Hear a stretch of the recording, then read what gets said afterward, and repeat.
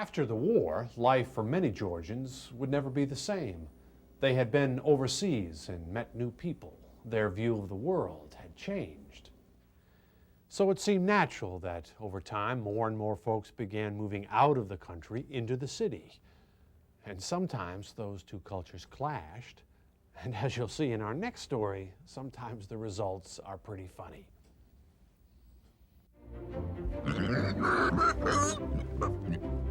He's the main attraction at this salvage store in downtown Decatur, and folks come from all over to see him. He's Rufus, the pot-bellied pig, a 7-month-old, 50-pound bundle of untamed appetite. When store owner Bill Suits was looking for a pet, he figured this pint-sized porker might be good for business. Not only do I like him, but he is also, people keep coming back. They bring their kids, they bring their grandkids. The senior citizens home up the street up here, the ladies come down, they come down just to see Rufus. They bring food down for him. They do, you know, it's just unbelievable. I mean, just how it snowballs. It's kind of like a snowballing effect. And people keep coming back. And while they're here, guess what they might do? They might buy something. So. How old is he? Rufus, come over here. Right. Rufus is not only a camera hog, but a real ham. Look, it's smart. He even listens. Come here, Rufus. This mini pig is so smart, he's potty trained to use a litter box. Life was good until someone called to complain.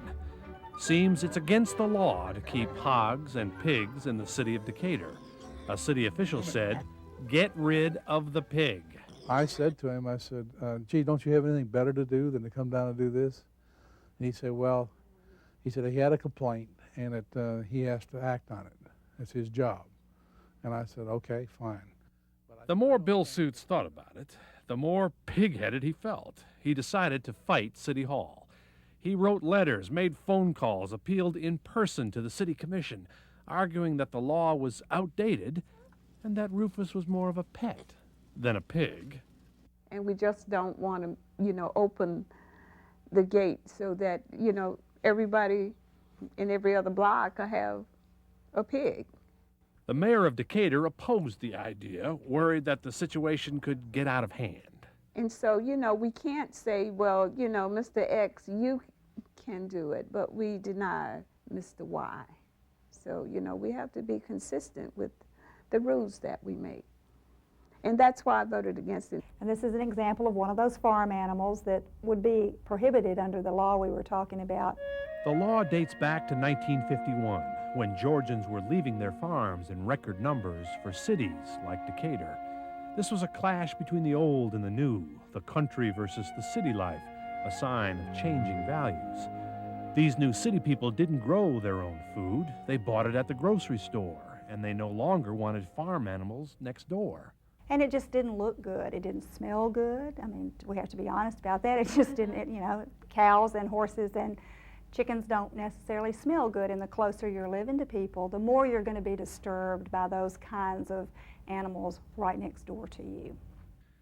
Until the 1960s, DeKalb County was a chief dairy producer, so dairy farms and working farms were a common sight back then.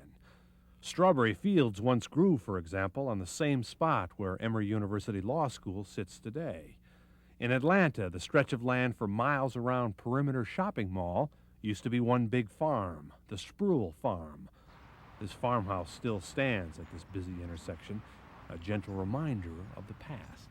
And it's kind of like the last remnant. You go and you look at that and you know, I mean, it's got the tire swing hanging out of the tree, and you can see the old tractor and the old barn. And you knew, I mean, that shows you what life was like in another time. And it's rapidly disappearing because now life is like Dunkin' Donut across the street. Mayor Elizabeth Wilson grew up on a farm where pigs and hogs became Sunday dinner. But she had never seen a pot-bellied pig before, and she agreed to come meet Rufus. Wow, that's good, right, Rufus? Well, you keep eating. Here, I'm just going to give you this. This is it. There.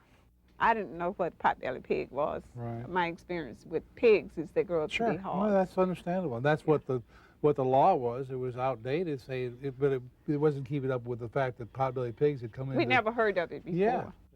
Do you think that law's outdated? Personally, I don't think it's outdated. I think it needs to stay on the books because I think that people want to be protected from that sort of thing. And I know that even in the city of Decatur in 1977, I was hearing roosters because there were people who had chickens and roosters near where I lived. And I would not say it's outdated. You would think it was, but I think the minute it was off, then it would become applicable.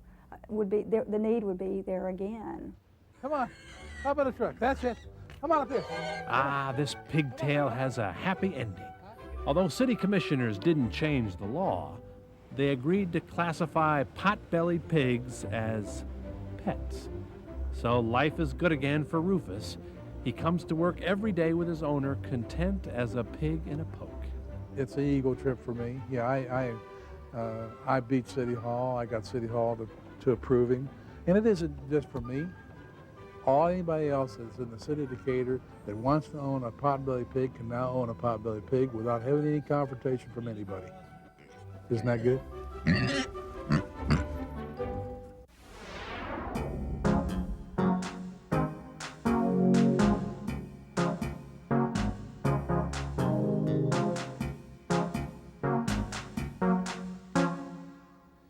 Well, there are still lots of places left to see in this state. There are still lots of people I'd like you to meet.